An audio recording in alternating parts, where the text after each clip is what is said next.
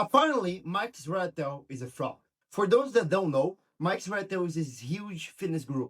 Has over 4 million subscribers, and he's a doctor in exercise science. So today just came out that his PhD is actually very, very bad and should not have been accepted. Mike Israetel presents himself as a formidable intellect, a top expert whose authority is secured by the highest academic qualification. And yet the primary evidence for that authority, the dissertation itself, crumbles under the slightest pressure, revealing not the masterful work of a scholar, but the careless and derivative output of a candidate who didn't put in the necessary effort. This dude is always using his authority to back up his claims. You are presuming you know more than me about the thing I'm one of the top experts in the world in, and also the thing I'm literally involved in myself. So whatever ideas you have about how I can improve, just right off. He'll say, I'm a doctor, so everything that I say is true. And people will actually believe him.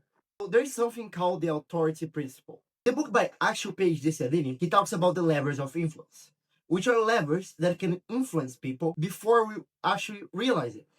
And one of the levers is the lever of authority. We're going to listen to people that seem to have authority in a field. In one study, people would follow a doctor to a road full of cars just because he was wearing a lab coat, because they thought that doctor had authority. And what happens in real life is that we often trust people with these big titles, like Mike Israetel. He has a PhD, so he probably knows what he's talking about. But more now than ever, people with PhD may be fake. There's so many fake information, there's so many fake gurus. Me personally, I only believe in people that use studies. If you see someone using an authority to tell you something, don't believe in at all.